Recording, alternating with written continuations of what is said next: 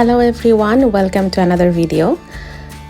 আমরা এই বছর 2026-এর জুন মাসে গিয়েছিলাম স্কটল্যান্ড ট্যুরে। আমরা 5 দিনের মতো স্কটল্যান্ডে ছিলাম।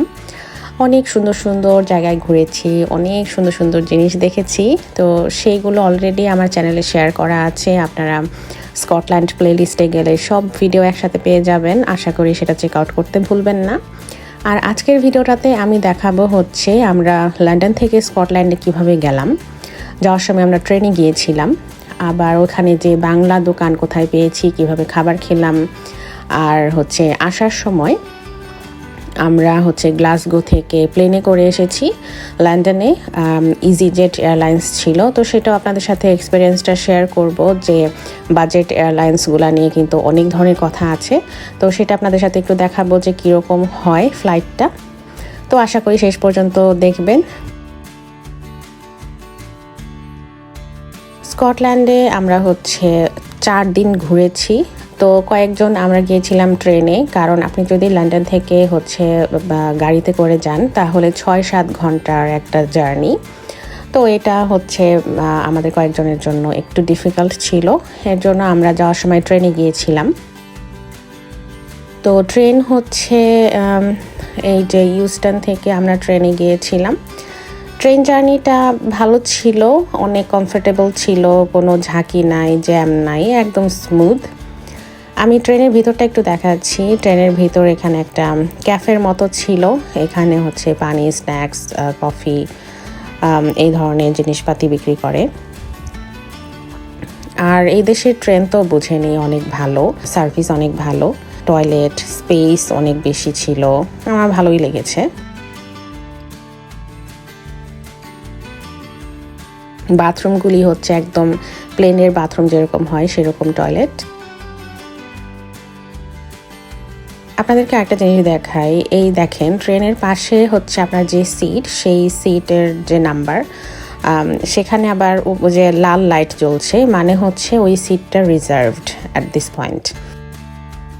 ওই পাশেটাও রিজার্ভড। যদি একটা সিট রিজার্ভড না থাকে সেইখানে সবুজ লাইট জ্বলে।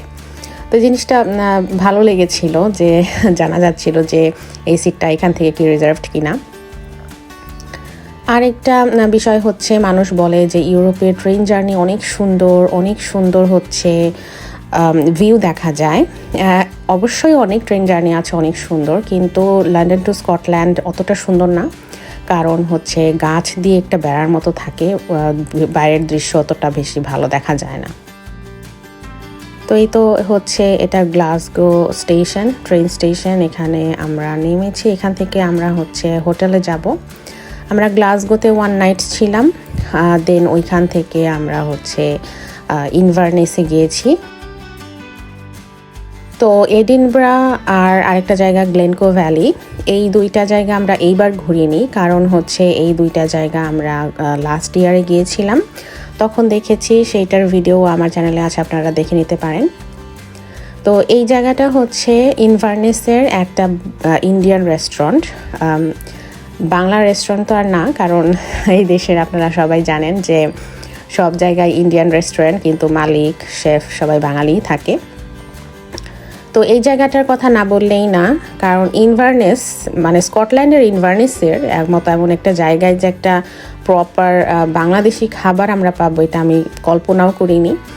But it was very good, service was very good. বাঙালি ভাই ছিলেন উনি। আমরা প্রতিদিন কিন্তু আমরা অনেক বড় একটা গ্রুপ ছিলাম, প্রায় 13-14-15 জনের মতো। তো প্রতিদিন আমরা 4 নাইটস ছিলাম। তো প্রতিদিন আমরা এরকম ফোনে অর্ডার দিয়ে যেতাম, বা উনি আমাদের জন্য একটা টেবিল অ্যারেঞ্জ করে রাখতো, এক্সট্রা স্টাফ দরকার হলে একটু রাত পর্যন্ত থাকতো। তো অনেক ভালো সার্ভিস দিয়েছে। তো আপনারা যদি ইনভারনেসে যান, আমি অবশ্যই রেকমেন্ড করব, যদি বাংলা খাবার খেতে চান তাহলে বেলিফ রেস্টুরেন্টে যাবেন। ভালো খাবারও অনেক ভালো ছিল, একদম প্রপার। আমাদের জন্য আরও বেশি ভালো করে বাঙালি স্টাইলে খাবার রান্না করে দিয়েছিল।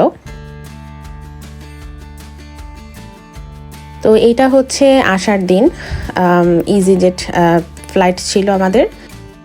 লন্ডনে আসতে আমাদের গ্লাসগো থেকে মেবি 1.5 ঘন্টার মতো সময় লেগেছে, এত কুইক। মানে মনে হচ্ছিল যে আমি জাস্ট উঠলাম আর নামলাম। তো আমার ভাবি ছিল, উনি একটা মানে চা নিয়েছিল, তো বলতেছে চা শেষ করতে করতেই তো এসে পড়লাম, এরকম একটা অবস্থা। কারণ 6-7 ঘন্টার কার জার্নি না করে যদি এরকম ফ্লাইটে আসা যায়, ইটস রিয়েলি গুড। আর আমি আপনাদেরকে ভিতরে একটু সুন্দর করে দেখিয়ে দিব। আরেকটা কথা হচ্ছে, স্কটল্যান্ড থেকে লন্ডনে আসতে কিন্তু আপনার ভিসা টিসা এগুলো লাগে না, আপনারা তো জানেন এটা ইউকের আন্ডারে। তো আমরা পাসপোর্ট, তারপরে আমাদের ড্রাইভিং লাইসেন্স এগুলো দিয়ে নিয়ে গিয়েছিলাম যদি লাগে এর জন্য, বাট ওরা কিছুই চেক করে নাই। ট্রেনে গেলে আপনার যেরকম আপনি যদি অনলাইনে টিকিট কাটেন, একটা কিউআর কোড দেয়, ওইটা স্ক্যান করে আপনি জাস্ট ঢুকে যান। সেম প্রসেস, আপনি কিউআর কোড স্ক্যান করে ঢুকবেন, ওইখানে জাস্ট ব্যাগগুলা স্ক্যান করে আর আপনার বডি সার্চ করে, মানে বডি স্ক্যান করে, এই পর্যন্তই, নাথিং এলস, জাস্ট চেক করে ঢুকায় দেয়। তো ইট ওয়াজ ভেরি ইজি।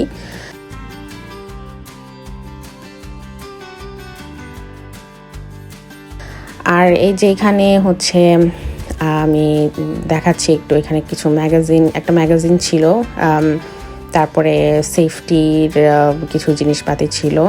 পানি ছিল না, পানিটা আমরা কিনে নিয়ে গিয়েছিলাম। তো বাজেট এয়ারলাইন্সে বেশিরভাগ মানুষে একটা সন্দেহ করে যে কেমন না কেমন হয়, সিটগুলা কেমন হয়, বাট আমার কাছে না অতটা খারাপ লাগেনি। কারণ এমন না যে আমার পা রাখতেই পারছি না, পা রাখার জায়গা নাই, এরকম ছিল না। ভালোই আমার মনে হচ্ছিল যে ভালোই ছিল। অনেকে ব্যাগেজ নিয়ে প্রবলেমে পড়ে, বাট আমাদের সাথে কোনো ব্যাগ, মানে কোনো সুটকেস ছিল না, আমরা জাস্ট একটা আমাদের হ্যান্ড ব্যাগ নিয়ে চলে এসেছিলাম। তো সেটা আমি বলতে পারছি না যে সুটকেসের ব্যাপারটা।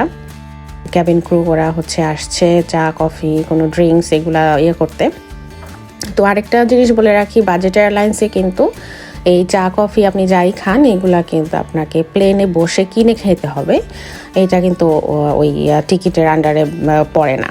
আপনি এক্সট্রা যাই করবেন, এক্সট্রা একটা সুটকেস নেবেন, এক্সট্রা ব্যাগ নেবেন, এক্সট্রা লেগ রুম লাগবে, আপনি পানি খেতে চান, কফি খেতে চান, আপনার সব কিছুর জন্য এক্সট্রা পে করতে হবে।